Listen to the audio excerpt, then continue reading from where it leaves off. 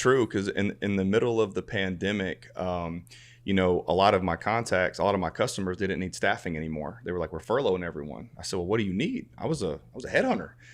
I get people jobs. Now you're not hiring. What do I do? They're like, well, we need PPE. I said, what do you mean? Well, I need hand sanitizer and mask. And we don't have any relationships. All of our vendors have to go to essential companies like hospitals. I said, I'm gonna go find some PPE. Found a distillery. We made some hand sanitizer. And all of a sudden I was like, I don't know anything about logistics. I know how to find, alcohol to make hand sanitizer, and I could find PPE. And I had big customers, Wayfair, Amazon. I had customers that they needed it to help their people. But I didn't know how to understand the transportation side of it. So Carlos, who just did the consulting side, he's like, Tim, I can help you, but that's all I can do. I can help you.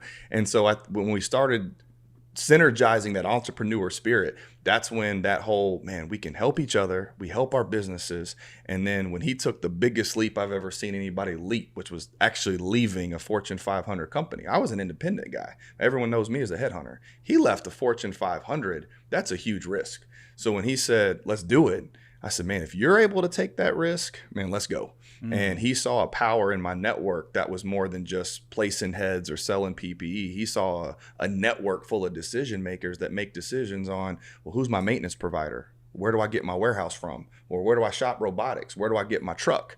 Where do I get my people from? It's all the same decision makers that I've been placing for a decade.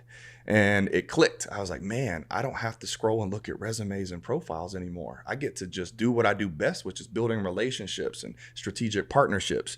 And so he saw that. Man, it was so exciting because I was 10 years in of just, resume. Hey, you looking for opportunities? I got one. It was tough, and I was looking 20 years, 30 years from now, am I going to still be hunting heads?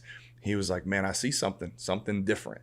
And, it was a big risk for me too. I was building my house with my family. We adopted some kids and we had a bunch of stuff going on. And so it was a risk.